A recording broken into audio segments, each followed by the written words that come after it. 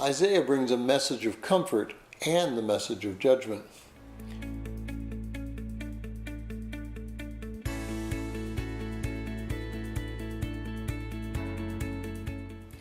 If you're joining us in reading through this 90-day reading plan, today's reading is Isaiah 2, 1 through 3:12, and I encourage you to read that passage.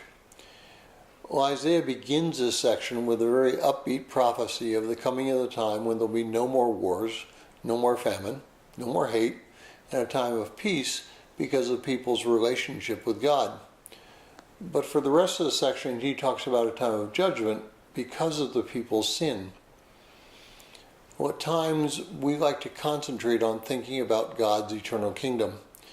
We love to dream of the fact that there are no more wars, no more strife, no more sin. But then we turn on our television sets and we listen to the radio.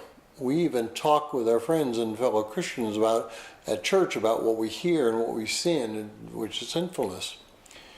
Well, in our country, our world is steeped in sin.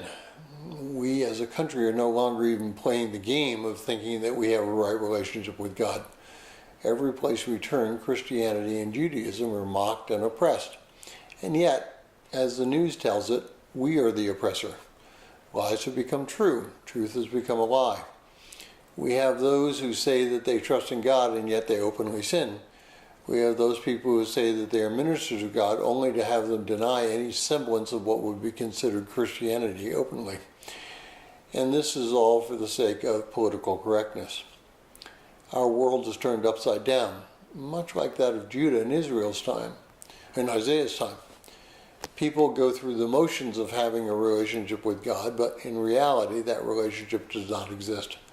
They have all the trappings of faith, but none of the truth of that faith. God judges the nations as well as individuals. Nations come and nations go, and only by God's grace do certain people survive. Judaism and Christianity are two of the cultures which survived. Israel came back after 2,000 years of exile. Greece and Eastern Christianity returned after 400 years of captivity.